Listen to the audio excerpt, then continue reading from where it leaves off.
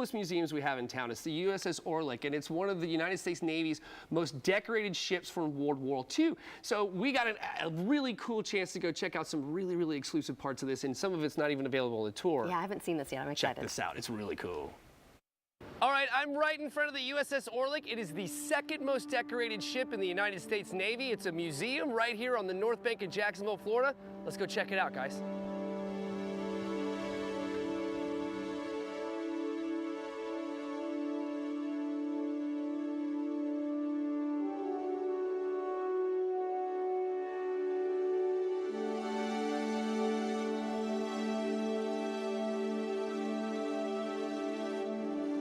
Hey guys, let's go and check out what's in here.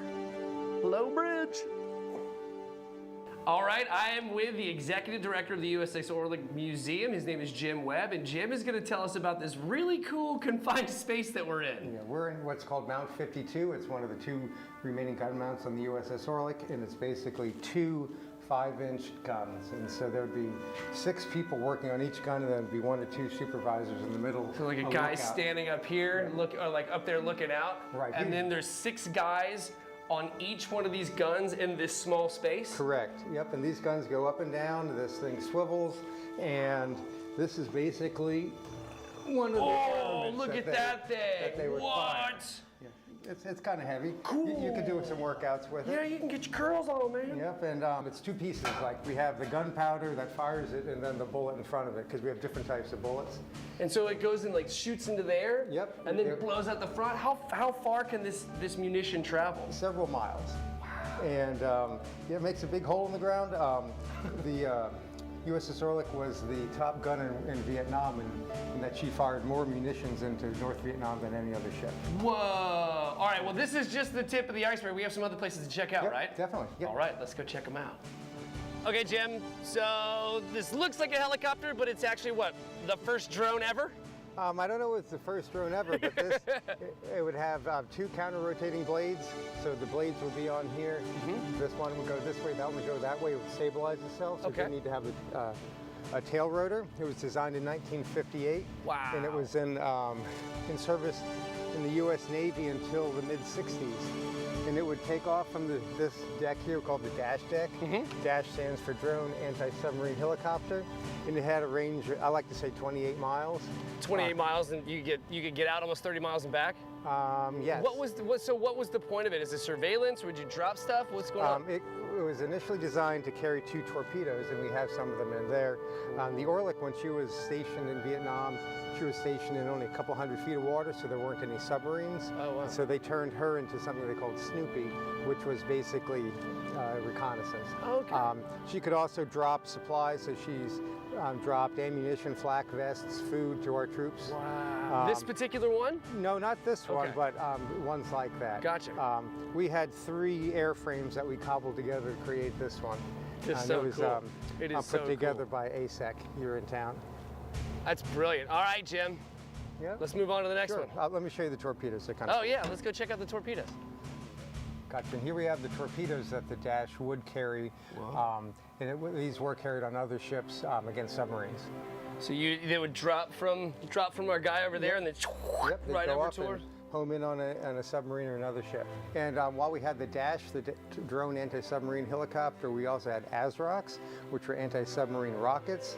There were 2 types, and they were stored right in here, and then they were fired from out here.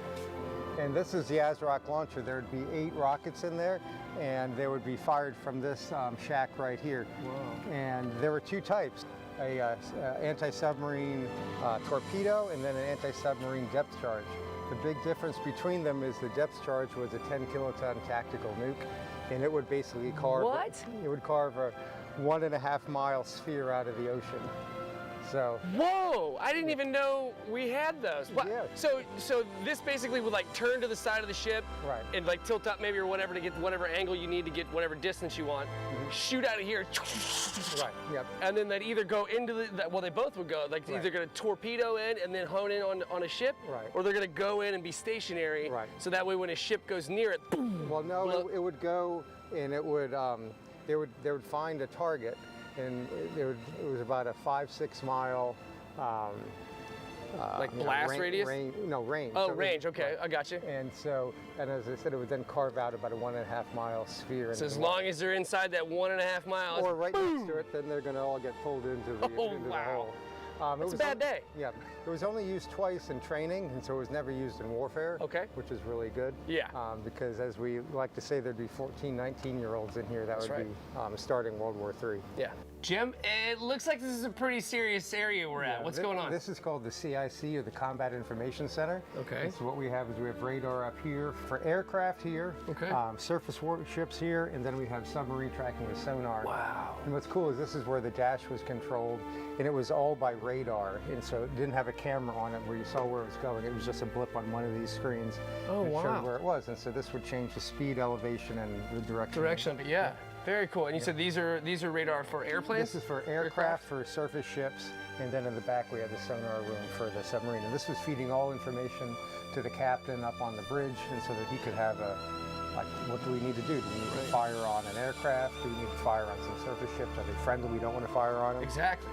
And what was really crazy, a gentleman would stand behind that status board and write backwards all of the contacts. Whoa, really? So we could read them. And here, he'd write it in the back. He'd write it backwards. Right. That's impressive. Yep. There was a class for it. I think it was like a 2-week class to how to write backwards. How to write back, that's awesome.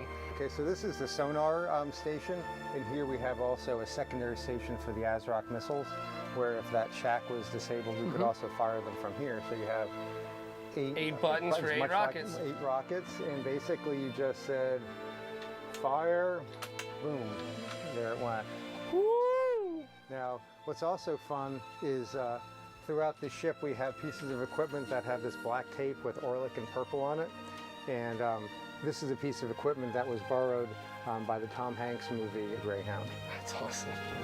Well, Jim, I thank really you for coming appreciate it. aboard. That was a fantastic trip, man. This is a wonderful museum. You guys have a lot going on here. Yeah, and folks, come if back you anytime. guys want to come out and check this out, you can head to firstcoastliving.net, or what is the website? jacksnavalmuseum.org, and we're open normal hours are Wednesday through Sunday.